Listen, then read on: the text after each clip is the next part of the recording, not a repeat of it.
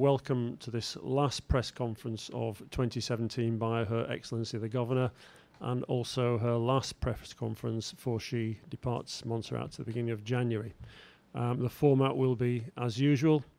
Her Excellency will make some opening remarks and then we'll open the floor to questions. Members of the press corps, this is a end of many engagements that we've had over the last 2.5 years. I just wanted to be sure that I did meet with you again before departing just at the beginning of next year.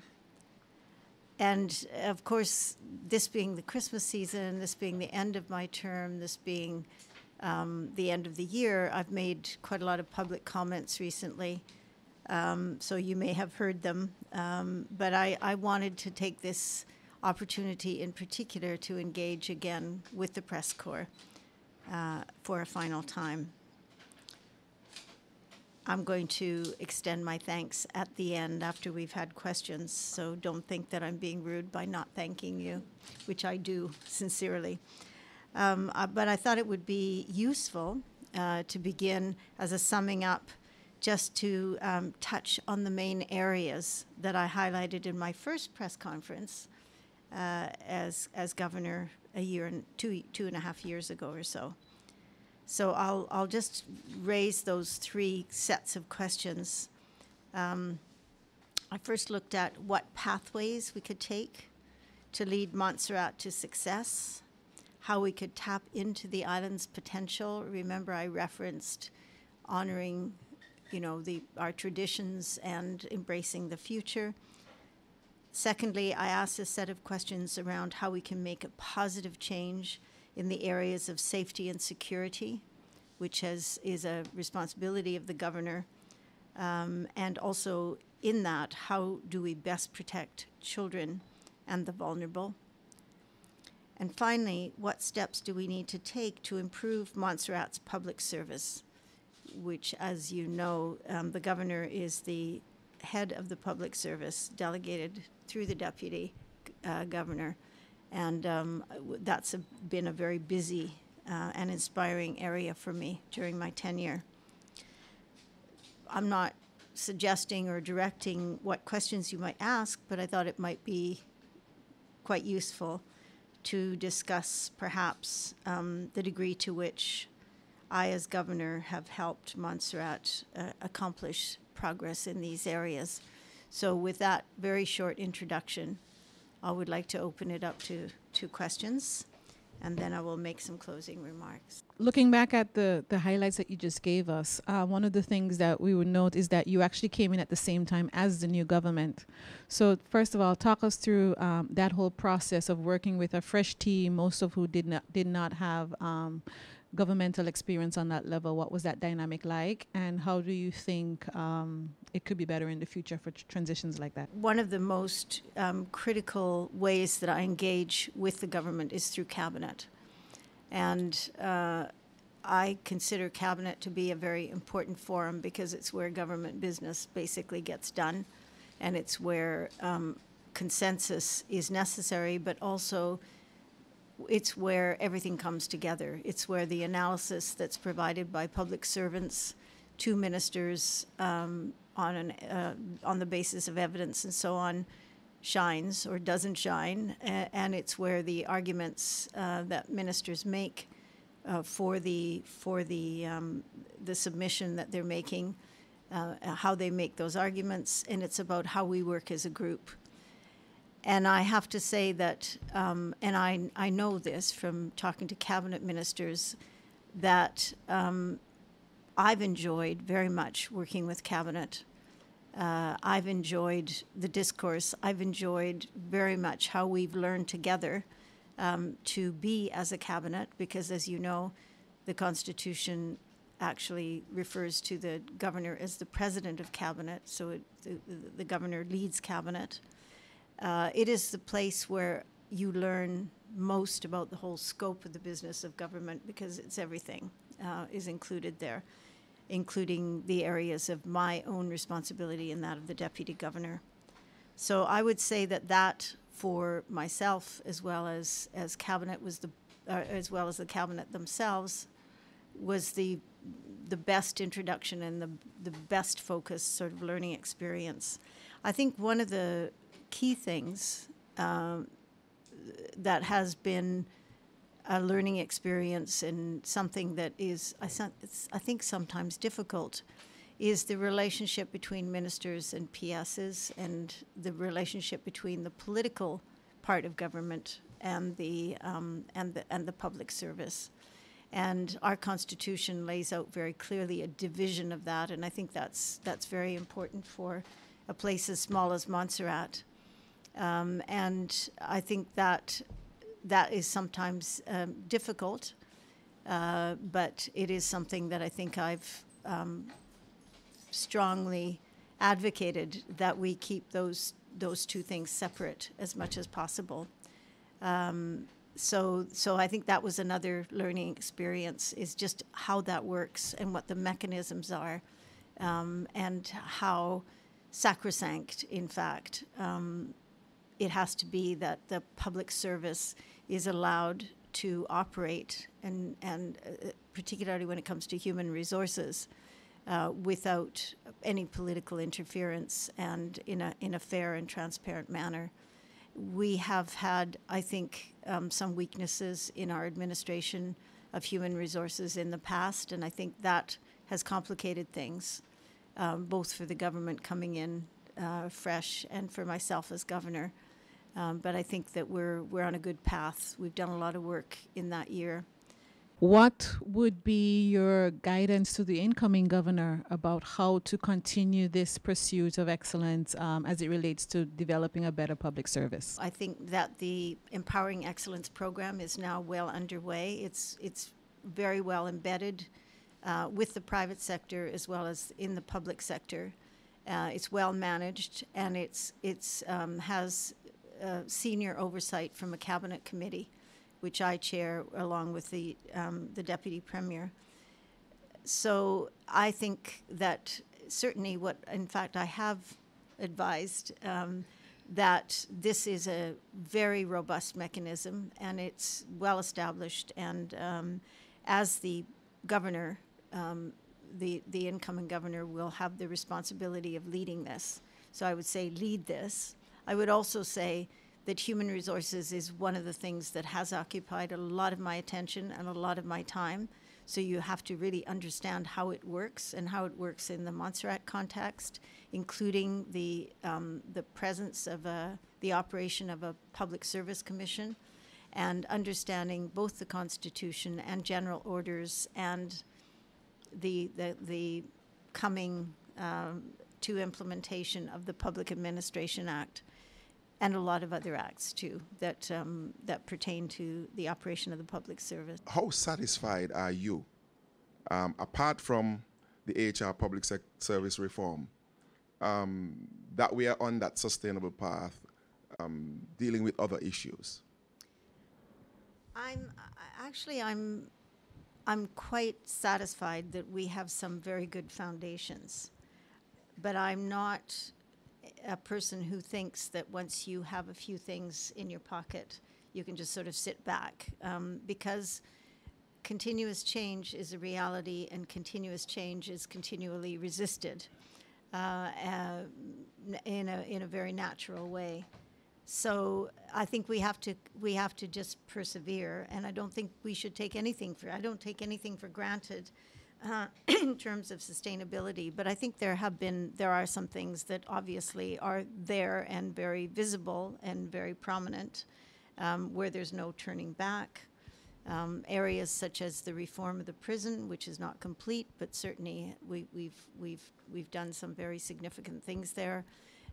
The increased community orientation of the police and their training in areas such as child safeguarding, which they've focused on a lot, and other areas where recent apprehensions that they've made they've apprehended several situations, criminal situations, where they have proven that they're applying their learning. The really, really happy circumstance of the patrol boat, which will arrive after I leave, sadly for me, but I'm very happy that it will be there. I think that's going to be a real shift and a sea change, if I can use that term, for Montserrat and for the police. I'm very, very pleased about the establishment of the Child Safeguarding Unit and the passing of the legislation, which in its debate in the Legislative Assembly was said that's just the beginning. I think that's very true. But that is established, it's embedded, and it'll go forward. So those are some of the things that I'm quite pleased. I'm not taking full credit for all of them, but those are things that I particularly put my shoulder to the wheel on and really pushed for. Is there anything that you might have thought of that you probably would have approached differently, based on where things are at this moment? Well, I think every human being would say yes, looking back. There are things that I would have done differently. So yes, there are things where you learn, or things around you change. Could be personnel, it could be policy, and so on. Of course, there are things that I would do differently if I were going to do them again. I think that's a very human thing. But I don't think that I would change my attitude. And I think that's what really has carried me through. And that is an attitude of openness, of optimism, of inclusiveness, and a view that even though opinions might differ, that there is always a way through consensus, through building support, through conversation, of coming to an agreement on things. And I've practiced that very thoroughly, and I will continue to do that. I am Gordon Mullings for Montserrat Reporter, and I'd just ask you if you could give us, the Montserrat public, a listing of what you would consider your top 3 specific achievements, and also what you think would be the top 3 issues for Montserrat going forward. Child safeguarding, protecting the vulnerable, and I've mentioned the public service. I think those are my top 3, not necessarily in that order, but they're all right up there. Those are your top 3? Yeah, okay. I think in terms of accomplishments, yes. And going forward? So going forward, I would say those are going to continue to be key issues for Montserrat, for the government, and for the governor going forward. And we have to bear in mind that the governor's responsibilities are outlined clearly in the Constitution under Section 39. And so the responsibility for security, which includes the airport and the regulation and so on, for the public service. So those are outlined, and those are the things that I've focused on. And those are the areas where I have tried to make a difference, really. So I would say Montserrat, in terms of safety and security, there are 2 issues there. One is we are a safe place, we are a peaceful place, and we need to do everything we can to keep it that way, because we're not necessarily in that kind of neighborhood. And the vulnerabilities and threats that face us, we have to be prepared for them. And I think the strengthening of the police service and the patrol boat and so on are going to help that. But we shouldn't forget we have an exclusion zone, which is very porous, and the accessibility is not able. We're not able to patrol that area yet as well as we'd like. So let's keep Montserrat safe and secure and peaceful, because we all depend on it. And we depend on visitors, and visitors come here because it's that kind of place. I think that's very important. I think arising, out of this past hurricane season, this whole issue of resilience has come to the fore, not just for Montserrat, but in the region, and in fact for the UK, recognizing that the degree to which you can sustain yourselves and recover after a hurricane depends to a certain degree on how resilient you are as a nation or as an island.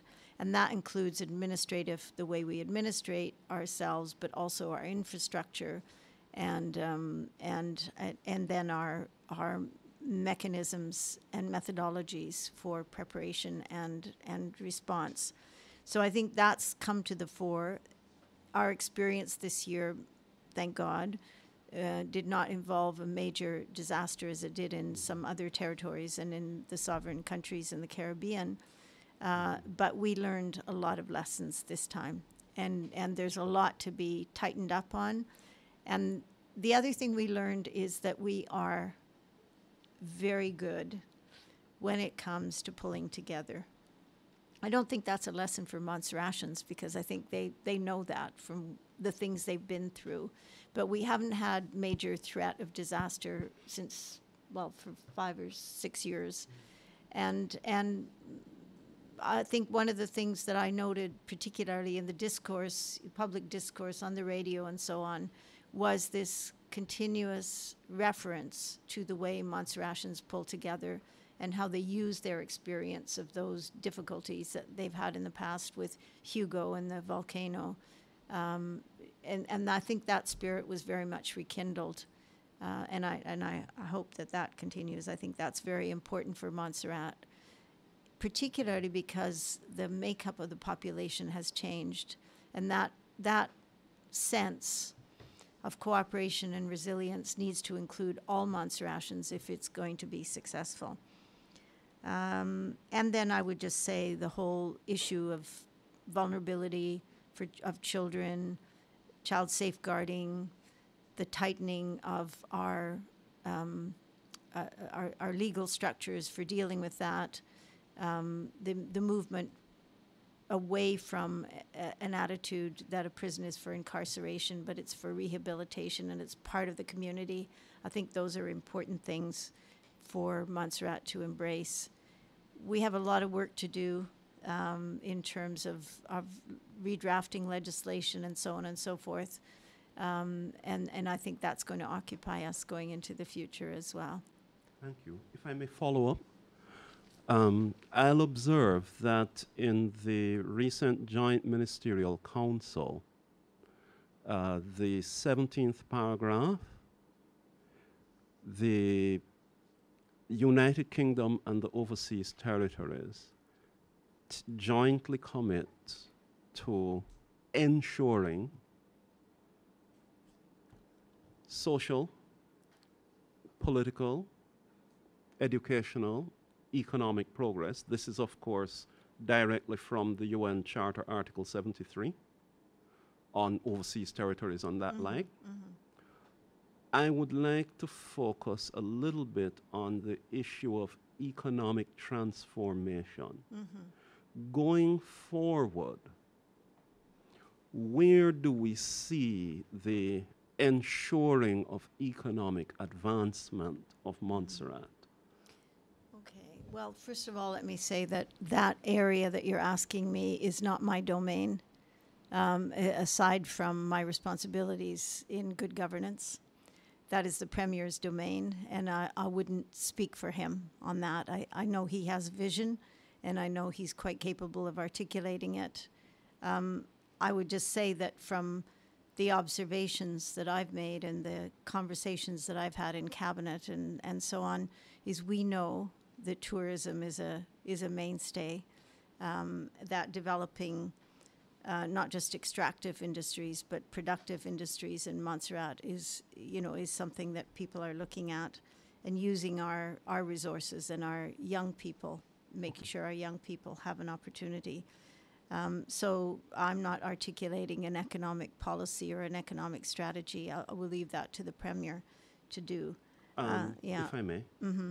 I do agree that the actual economic policy for Montserrat comes from the Premier, but we are in a partnership. You are an FCO officer, in fact, the senior FCO officer here. I'm not an And- FCO officer, sorry. I'm the representative of the Queen. Okay. Yeah, that's quite a different role. Okay. Yeah. I don't implement as an FCO officer would. Yeah, it's a different role. Okay. Yeah. The point is that it is a foreign policy commitment of the United Kingdom to ensure economic, among other things, advancement. Yes. And that is the context in which I asked the question. Yeah. So I think it's very important, and you also couched it in terms of Brexit, because that was a major topic of discussion. There was a lot of discussion from the overseas territories about how that might affect them, but particularly demanding a voice in the way the negotiations go and what comes out of that. I think that was a strong theme, and I think those concerns are mostly economic concerns around trade and so on. With regard to how you opened your question about the commitment of the UK government towards the overseas territories, I think it's clear from that communique and from other discussions that have been had that the UK government is looking at the way in which it discharges its responsibilities towards the overseas territories. And I think that actually for the last 2 or 3 years, the minister responsible, the FCO minister responsible, has brought in a strong cross-government, cross-UK government contingent of ministers and discussions. And I think that will bode very well for a better understanding across the board in the UK government of the needs and issues in the territories, including their economic needs. Just to follow up a bit on what you just shared there, I'm thinking of the economic situation for Montserrat in relation to how it actually would affect child safeguarding. Because when parents, adults are under pressure, it's usually the most vulnerable that suddenly need protecting. Mm-hmm. So how do you see the overlap of the need for us to have a stronger economy so that our adults are under less stress, that our children and or elderly are not being abused because of that dynamic? That dynamic certainly exists, but there are no statistics in Montserrat that show that there's an overwhelming link between, say, poverty or hardship and child abuse, for example. In fact, there's no evidence really here. I'm not saying it doesn't exist, but there is no evidence. But there's no question that families under stress are more vulnerable to domestic violence of various kinds, or living conditions which sometimes mean inappropriate contact between people. The economy or economic well-being is at the center of many issues in Montserrat. I think including, the way the labor market is structured, for example, and the informal and the informal sector, and what kind of wages people get. And I know that's been something that Cabinet and the labor community have certainly been talking about, and it needs to be looked at. Because it can easily happen, as it's happened in other countries, where you get a segregated labor market and then a segregated communities, and people who don't feel integrated in the environment or the community that they're living in will consequently be marginalized and will not be affected by, say, the major movements of change or improvements that take place.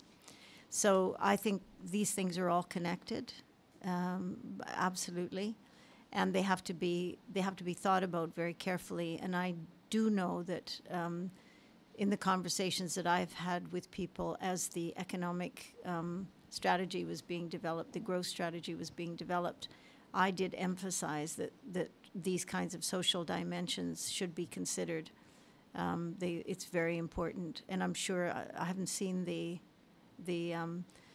the strategy itself yet, but I think it should be far-reaching in that sense of thinking about the demography of the country as well. Because when you mentioned vulnerable, we're also talking about people who are aging, and we have an increasingly aging population. And, you know, there is a vulnerability there. They're not wage earners, and some of them are not well off. And in some cases, their families cannot support them. So what are we going to do economically, not just to ensure that we're economically viable and that we can sustain systems that support people, but that that people have the means and the understanding to look after people who are vulnerable.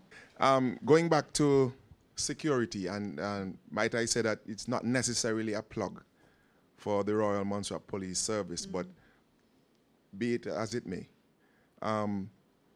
support for the RMPS in you know, executing their duties.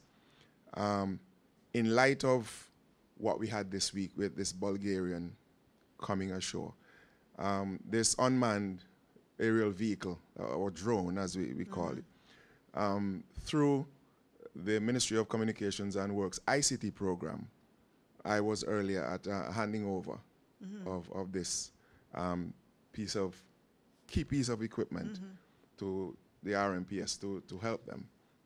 So I know that they've been clamoring for support like this, and one missing element, I think, is the CCTV cameras. I don't know what's the status with that. So in terms of the support for them going forward, and mind you, I'm looking at the total security of Montserrat and our borders, which are very porous. Yes. You know, in looking for their support going forward. You know, what are we doing? I know that you're on your way out, but I know that some, you know, efforts have been made. So give us an update as to where we are regarding that. You know, security is now on the government's policy agenda, which well, we didn't have a policy agenda a few years ago, but it is now there, and I think that's very significant. The other significant thing is that while most things that need to be funded in government have a minister who represents them at the table when the budget is discussed, security does not specifically. So I've taken it upon myself to act as that minister, and I've been a very strong proponent of support for security.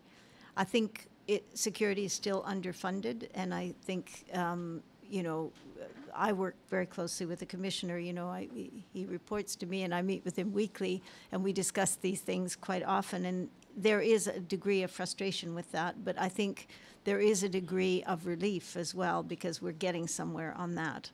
The vessel is one thing, the drone is another, better training for the police is another. There is still difficulty in getting things in the budget for the police, but of course they compete with a whole lot of other very pressing issues. But they're learning to do that better. And one of the things that I've initiated, I think that's worked very well in the security and justice sector, is that I have brought all of the security and justice people together to make their case, for example, with the funder, DFID, and during the budget discussions. And I think there is a real feeling that as a sector that strengthens them, so that it's not the police over here asking for this, the DPP over here asking for this, the courts asking for that, but it's what do we need in the budget and to support so that our security and justice sector can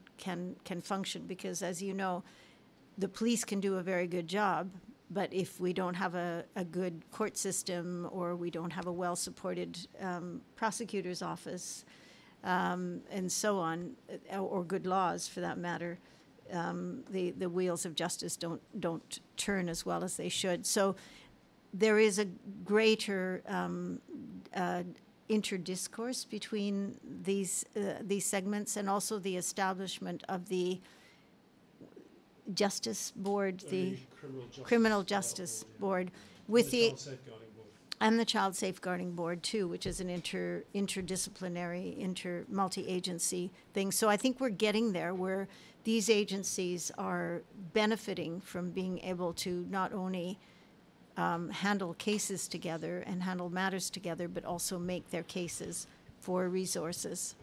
We're not there yet, but I think we're in a much stronger position than we were. Yeah. Well, while you're on that, something crossed my mind. You know, where governance is concerned, we have the judiciary, the executive, and legislature. What's your take? Do you think that they are working together as a governance structure? The three elements yes. of government.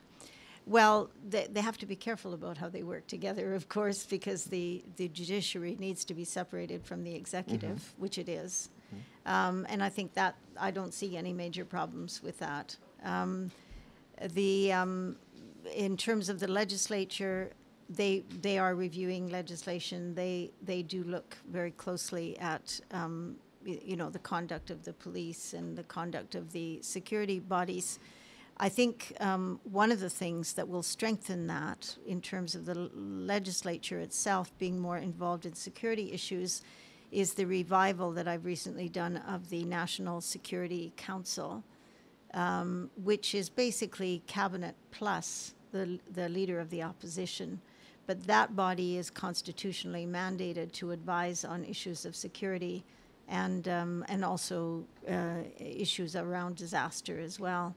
And I think that body, I think strengthening that body and have that body more operational will be of great advantage to all three of those elements of government, but particularly to the government and the governor, in the exercise of those duties, but also give the opportunity for the member of the opposition through the legislature, so the Legislative Assembly, to be engaged in that. And I think that's very good, and it adds transparency to the whole focus on security as well. I took note of the fact that you mentioned earlier that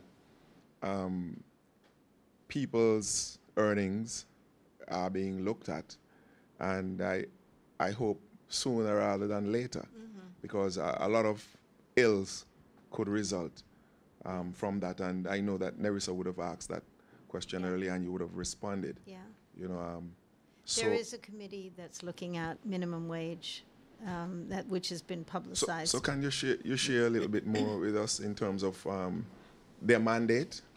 Oh, I don't have that at my fingertips, but I think that it's been publicized what their mandate is and their tour or whatever. But I can certainly ask to have somebody release that to the press, because they've already been doing public consultations. So they've engaged, I think, quite a lot with businesses and so on. So you didn't know about it? Okay. Yeah, well, so this is giving it some publicity, which is good, and I will link with the chair of that committee and encourage him to do more in engaging with the public on it. What are some of the things that you thought that didn't go so well? Well, things happen slowly here, which is something that everyone says. Isn't our motto, "We have time for you"? And there is a certain element in the systems and that's exactly why we're focused on public sector reform, is to liberate, public service and public servants from some of the cumbersome ways that we do things. Probably I was overambitious in thinking that we would actually achieve some of these things faster, but I am now heartened. You have to do things right. You can't just get a consultant to do a report and then say, well, this is what needs to happen. And I think in the case of changing the public service, we are doing it right because we're involving public servants themselves and the private sector in actually implementing and owning all of this. So it's very Montserratian driven and Montserratian made.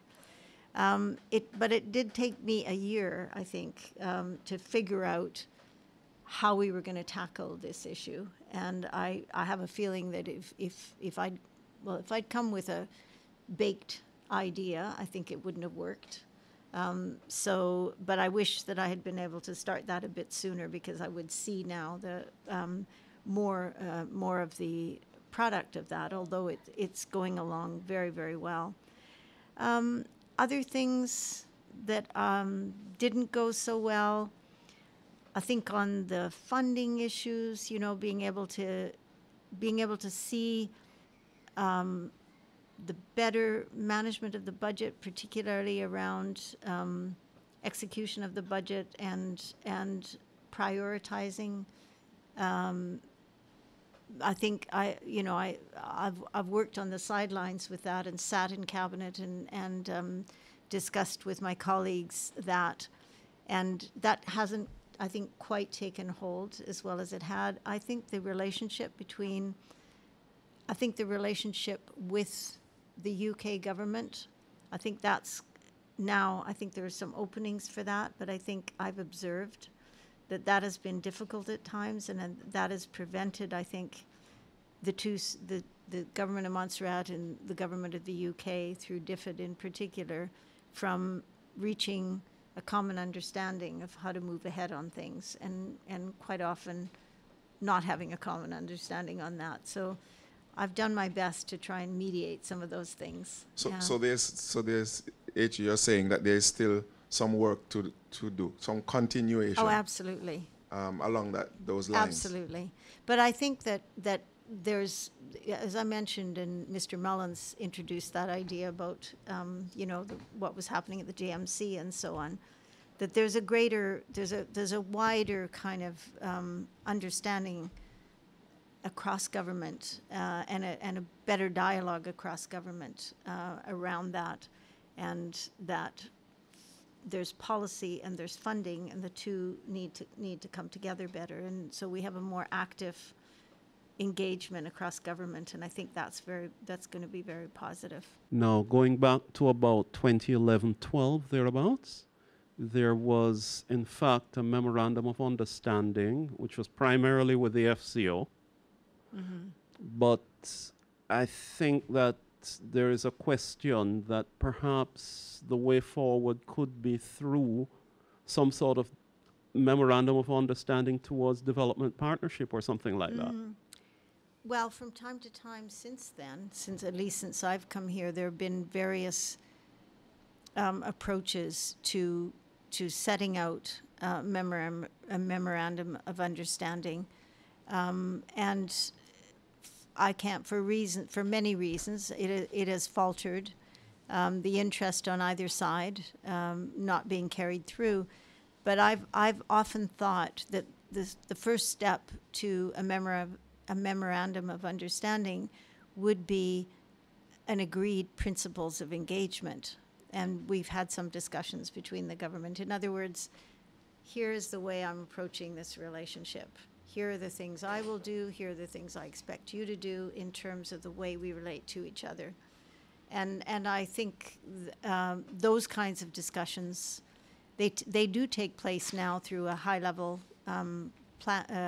group that meets monthly or so among FCO, DFID, and the government. And those are very fruitful, because what we do discuss is not just, where's the funding coming from or how's this project doing, but we discuss what kind of a relationship we want and what kind of dialogue we should have. And I think that's good progress. But I always think that establishing those kind of principles and agreeing them is a good step. The approaches by the government, yes, of Montserrat, with the funding agencies, DFID. That is my specific point that I'm trying to bring forward. I got it. Sorry. Relationships between funders and governments are always a challenge. Whether it's in a setting, in an international setting, or in a setting with the territories. Montserrat and a couple of other territories, Pitcairn and St. Helena, have a different relationship with the UK government in terms of funding than other territories do, because we are ODA eligible, Overseas Development Assistance eligible, which means that that we have access to a fund that is allocated by government through law for international development. But we have supposedly first call on that. So argument about what needs are and first call means and all of that are bound to happen, because those things are debatable and contextual. So I think that's where some of this comes up. The other thing is that 60% of Montserrat's budget comes from that particular funder. That's changing, because now we get more money from the CSSF, which is a fund, a tripartite fund. So it's not just DFID. And it's the Ministry of Defense as well as FCO. And I think that the FCO is much more engaged as a funder and a programmer than they have been before that fund. So I think you're beginning to see, not just two sides sort of, having this discussion, but you're beginning to see a wider group of discussants in this debate or in this discourse about, well, what is the basis of funding and what should be funded and so on and so forth. And I think this is going to continue, and I think it's healthy. In the last 3 or 4 months, I could give you 5 or 6 other government departments who've been here in Montserrat delivering things to support the development of Montserrat in key areas, whether it's airport safety and security, whether it's child safeguarding, whether it is hydrographic surveying of the seabed, whether it's the port compliance stuff. So there's a lot more stuff going on. And as the governor alluded to earlier, sadly, one of the bad things that happened this year was the hurricanes, but coming out of that was, as the governor said, much more UK engagement, a realisation that there are obligations towards the overseas territories. With the hurricanes, for instance, and you have places like the BVI and these islands getting hit badly, Montserrat's situation would be different.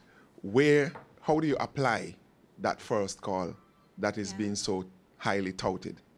Well, and again, that is being discussed. But I think one of the things that has come out of this, and it was said publicly at the JMC at a public gathering by one of the territory's representatives, that while they are buoyed, they're excited and optimistic about the commitment to build back better in the territories that have experienced a lot of devastation.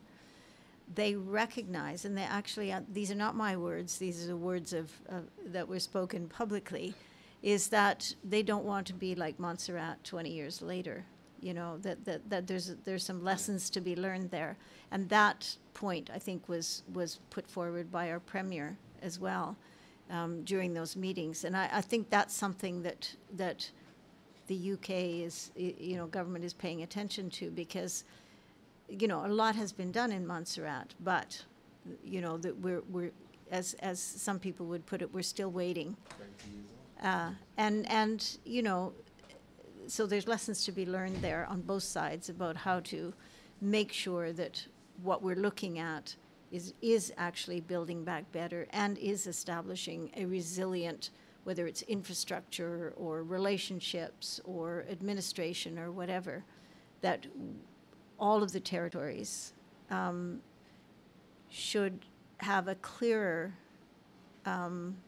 relationship and a clearer understanding of what can be expected from the UK government with respect to that kind of support. Just to help us clarify, could you explain a little more on the principle you have alluded to? I know that, for example, the 2012 FCO white paper on overseas territories says that the reasonable assistance needs of the overseas territories have a first call Yes. on the UK aid budget. Could you please explain just a little bit what that means? Well, I can't, quite frankly, because that is a matter of discourse and debate between the government of Montserrat and the funders. And I don't know, I haven't seen where it has been precisely defined. Have general orders been replaced? That's something that we've been working very hard on. So general orders date back from 1986, and they are the orders that govern the terms and conditions, basically, of how the public service works, particularly around human resources. When the new Public Administration Act was drafted and debated and consulted back in sort of 2010, 2011, it was obvious that the new, then, that's before I came here, that the new Public Administration Act required the replacement of general orders through a negotiated agreement. I think a lot of people, in fact, I did until I was given that history and given that information, thought that what would happen is you'd have the PAA, the Public Administration Act, that has been signed off, and then you would have regulations that would be like general orders and just substitute for general orders. But if you look at the PAA and the intent, that was never the intent. The intent was that general orders would be replaced by the terms and conditions largely negotiated between the unions and government management. So now that that's clear, and I've spoken on this publicly a number of times, now that that's clear, we have proceeded, to initiate discussions with the unions, we being the government, to begin the process of negotiation using the draft. It's been redrafted a bit, the Public Administration Act and the regulations to implement it as a guide, and that's been accepted by both parties.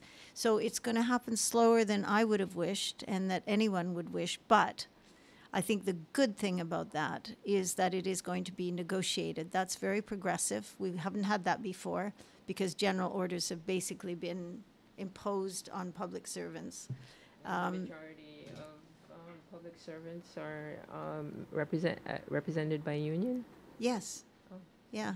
Yeah, we have strong unions. We have the general union, and then we have the teachers and the nurses, I think, unions that are involved in that. Yeah. One other question, have there been any changes in the work conditions at the prison for the prisoners?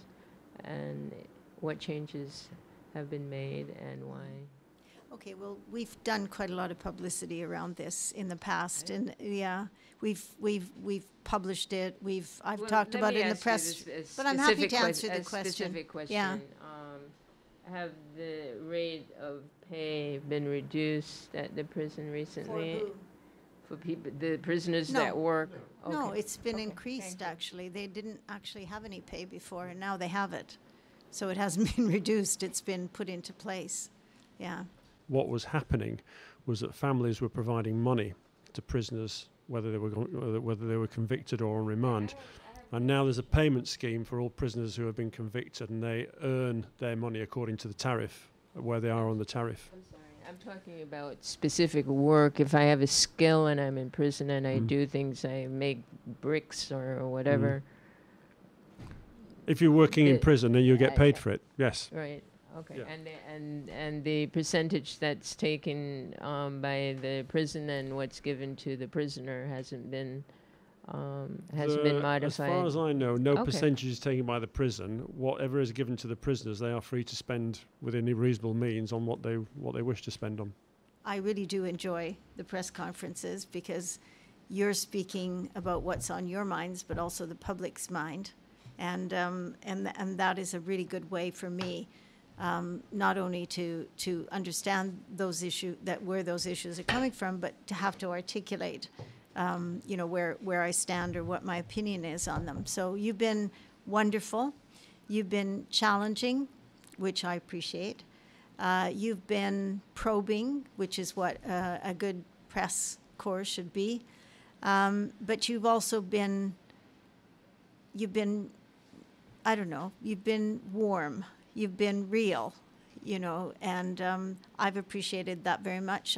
I've not only in our press conferences, but the activities of the press in coming to events and recording events and making sure, you know, our issues, all of our collective issues, get out there and that there's a good public debate, in addition to the public debate that takes place on social media.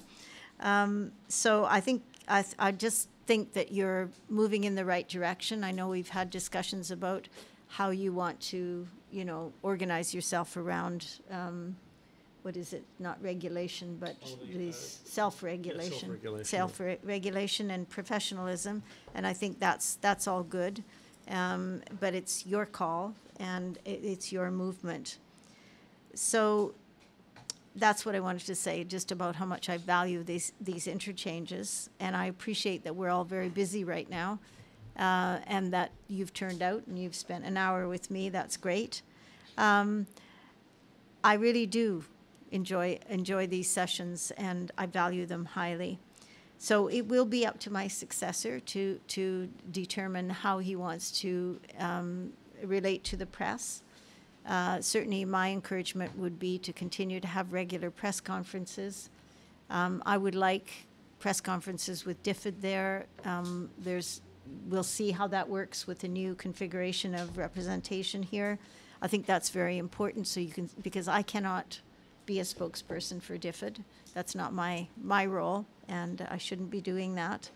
And I think that he will find, as I have and my predecessors have, that this kind of exchange is very valuable in the interest of transparency as well. So I want to thank you very much, and I'll miss you. And I'll miss the press conferences as well.